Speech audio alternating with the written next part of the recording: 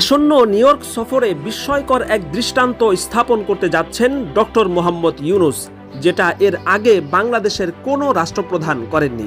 কারণ বাংলাদেশের রাষ্ট্রপ্রধানদের বিদেশ সফর মানেই ছিল হাতি, ঘোড়া, গাধার বিশাল এক বহর। যেমন শেখ হাসিনা তার সর্বশেষ বিদেশ যাত্রা চীন সফরে 196 জনের বিশাল বহর নিয়ে গিয়েছিলেন। এভাবেই এরা জনগণের টাকায় বিমান রিজার্ভ করে বিদেশে গিয়ে মৌজ মাস্তি করত। বিপরীতে ডক্টর ইউনূস জাতিসংঘের অধিবেশনে যোগ দিতে নিউ ইয়র্ক যাচ্ছেন মাত্র 7 জন সফর সঙ্গী নিয়ে।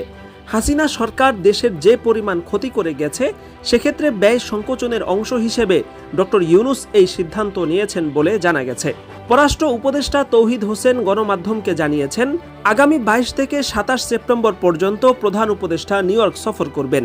এই সফরে তার সঙ্গে থাকবে এমন একটি প্রতিনিধি দল যার সদস্য সংখ্যা মাত্র 7 জন। উল্লেখ্য, শুধু স্বৈরাচারী হাসিনা নয়, বরং তার সরকারের বিভিন্ন মন্ত্রণালয়ের কর্মকর্তাদের অকারণে বিদেশ যাওয়া ছিল অতি সাধারণ বিষয়।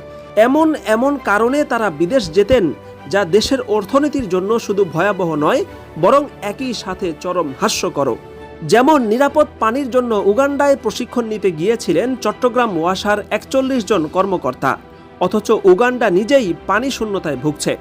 আফ্রিকার এই দারিদ্র পীড়িত খরাপ্রবণ দেশে বাংলাদেশি কর্মকর্তারা গিয়েছেন নিরাপদ পানির প্রশিক্ষণের জন্য।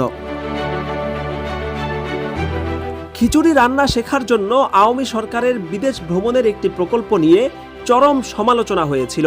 বাংলাদেশের মা বোনেরা শত বছর ধরে ঘরে ঘরে যেই সুস্বাদু খিচুড়ি রান্না করে আসছেন, সেটা বাদ দিয়ে প্রাথমিক শিক্ষা অধিদপ্তরের কর্মকর্তারা খিচুড়ি রান্না শেখার জন্য ভারত, ব্রাজিল, সাউথ আফ্রিকা ও থাইল্যান্ড ভ্রমণ করতে চেয়েছিলেন। সবচেয়ে বিস্ময়কর বিষয় ছিল, এই প্রকল্পের আওতায় বিদেশ যেতে চেয়েছিলেন 1000 কর্মকর্তা। আমি আবারও বলছি, 1000 কর্মকর্তা খিচুড়ি রান্না শেখার জন্য বিদেশ যেতে চেয়েছেন। ভারত ও থাইল্যান্ডের পাশাপাশি সাউথ আফ্রিকা ও ব্রাজিলের মতো দূরবর্তী দেশগুলোতে 1000 কর্মকর্তার আপডাউন বিমান ভাড়া এবং সেসব দেশের হোটেল ভাড়া ইত্যাদি মিলিয়ে কি পরিমাণ অপচয়ের ষড়যন্ত্র হয়েছিল, সেটা চিন্তা করলেও শিউরে উঠতে হয়। নিরাপদ পানি, পুকুর খনন এবং খিচুড়ি রান্নার মতো হাস্যকর বিষয়গুলো নিয়ে আওয়ামী সরকারের কর্মকর্তারা জনগণের টাকায় বিদেশ যাত্রাকে পিকনিকে পরিণত করেছিলেন। এ কারণেই জাতিসংঘের মতো গুরুত্বপূর্ণ মিটিংয়ে মাত্র 7 জন সফর সঙ্গী নিয়ে ডক্টর ইউনূসের এই বিদেশ যাত্রাকে দেশের অর্থনৈতিক উন্নয়নের বিরাট একটি মাইলফলক হিসেবে বিবেচনা করা হচ্ছে। Shakil Anwar, MBA Times, desk report.